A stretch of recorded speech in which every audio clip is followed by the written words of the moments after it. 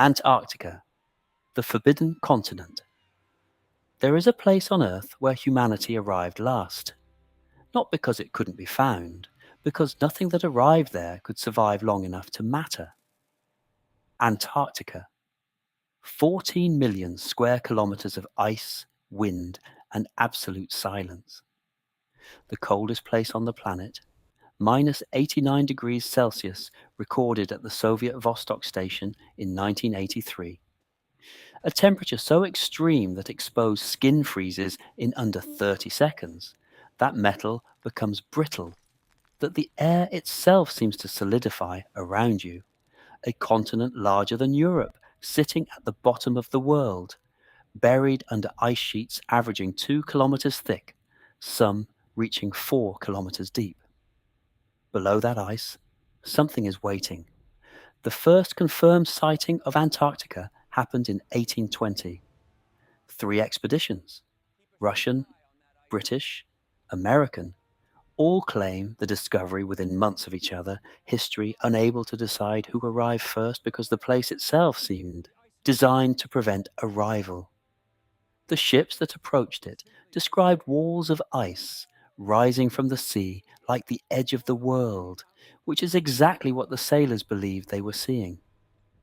What none of them knew, what took another century to understand, is that beneath the ice they were looking at lay a continent that had been ice-free as recently as 34 million years ago.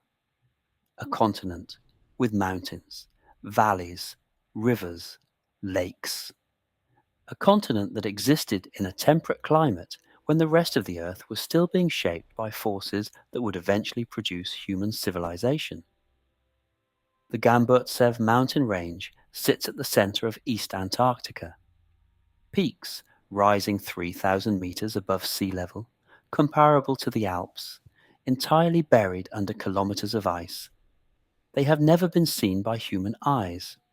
They exist only as data, seismic readings, ice-penetrating radar, the ghost of a mountain range that the ice has been consuming for millions of years. No one has ever stood on them.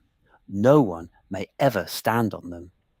They are the most complete mountain range on Earth and simultaneously the most invisible.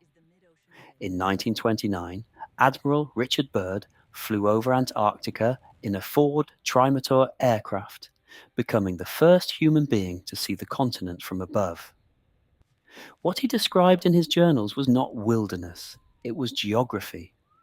Coastlines, ranges, plateaus, the bones of a continent reading exactly like a continent, just buried. What Byrd could not have known, what took satellite radar imaging in the 1990s to reveal, is that beneath the East Antarctic ice sheet lies a system of subglacial lakes so extensive it constitutes a hidden hydrological network. Lake Vostok, the largest, sits 4 kilometers beneath the surface, a body of water the size of Lake Ontario that has been sealed from the surface for somewhere between 15 and 25 million years. The water in Lake Vostok has not touched the atmosphere since before human beings existed as a species. When Russian scientists finally drilled through to it in 2012, after 20 years of drilling, after stopping repeatedly due to international pressure from scientists worried about contamination, they found something they did not expect. The water was under pressure. It had been under pressure for millions of years. When the drill broke through, the water rose up the borehole several hundred meters before freezing. The lake exhaled. Inside that water, in subsequent analysis, microorganisms, life. Bacteria adapted to complete darkness, extreme pressure, no surface contact for millions of years. Life forms that evolved in total isolation from everything that happened on the surface of the planet during all of recorded human history. The implications of this fact have not been fully absorbed. The ice itself is an archive. Every layer of Antarctic ice represents a year of atmospheric history, compressed and preserved with the specific patience of a planet that has no reason to forget anything. Scientists drilling ice cores extract atmosphere from 800,000 years ago, actual air, trapped in bubbles from a world that preceded human existence by approximately 794,000 years. They analyze that air. They find carbon dioxide levels, temperature proxies, volcanic ash from eruptions that left no other record, the chemical signature of a meteor impact, the specific atmospheric fingerprint of a world that has been through 8 complete ice age cycles in the time the ice has been recording. The ice is not a metaphor for memory, it is literally memory, compressed, layered, preserved at temperatures that prevent degradation, stretching back through time in physical form that can be held in a human hand.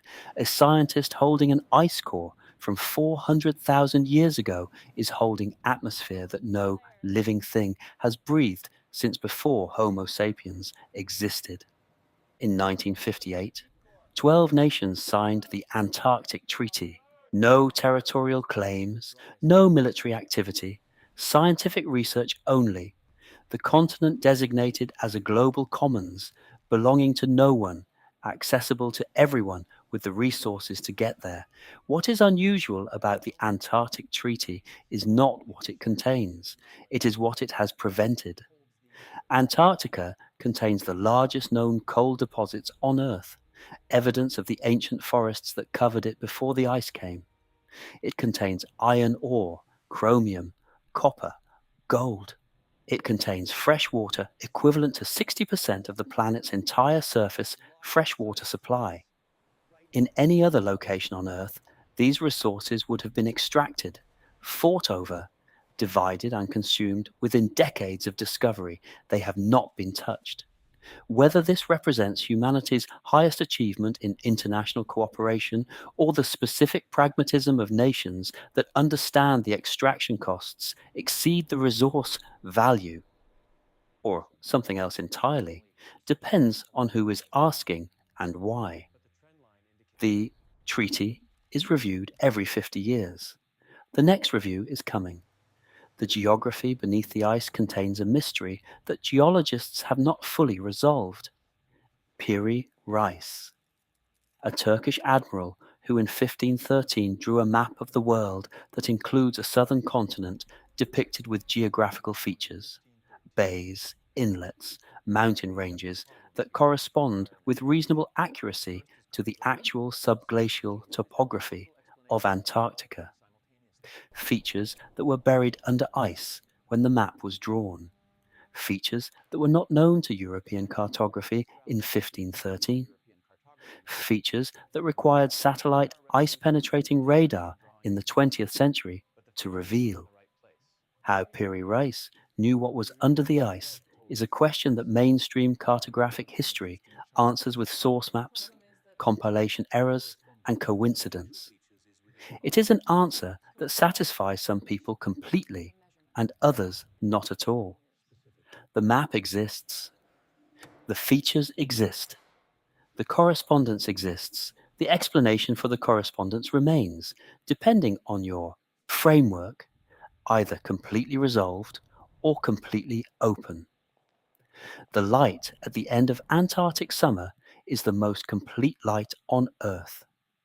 24 hours of sun circling the horizon, illuminating a continent that has been in darkness for 6 months, revealing ice that extends in every direction to the curve of the planet itself. In that light, the ice is not white, it is every color simultaneously: blue and green and gold and violet, the specific palette of compressed time made visible by low-angle sun.